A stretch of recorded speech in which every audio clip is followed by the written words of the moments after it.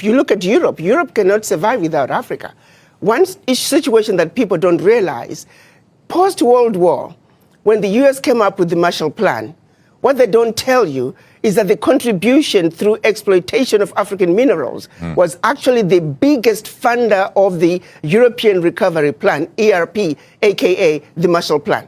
US contributed $13 billion, which is now present day $175 billion, which, by the way, the American taxpayer must be paid back. Nobody's asking for that money back.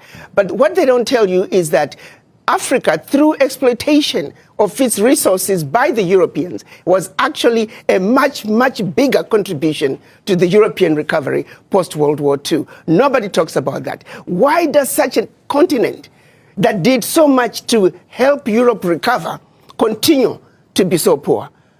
Let's be realistic here. Let's not talk about peanuts. Africa does not need the aid. What we need is for those who are exploiting Africa to stop.